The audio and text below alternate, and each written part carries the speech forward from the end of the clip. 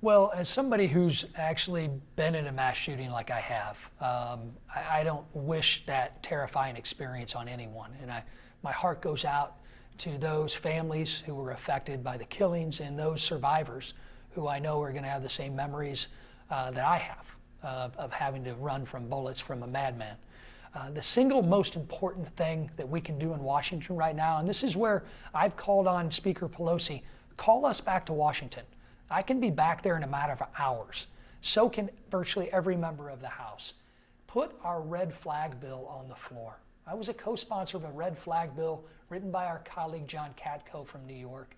This takes some of the positive steps that Indiana took and then takes it on a nationwide basis. And what that allows to happen is somebody, a law enforcement official, family member, educator, medical professional, if they feel that somebody may be a harm to themselves or others, there's a due process to remove the firearms that that person may own.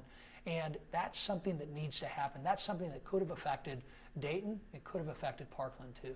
Something that happened here with the gentleman from Morton that opened up the shooting at the Waffle House in Nashville, a similar thing where guns were returned that maybe shouldn't have been returned, that happened with. Well, and you look at the Aurora shooting. People, we can't pass any more laws when people don't follow the laws to begin with. You look at Parkland, for example, every level of law enforcement was notified, medical professionals, schools, even the FBI tip line, and they didn't take it seriously. And now we saw the tragedy that occurred because they didn't take it seriously. We also need to take it another step and create a national fusion center like we have here in Illinois. You go down to Springfield at IEMA's headquarters, they've got a fusion center that brings communications from all levels of law enforcement together.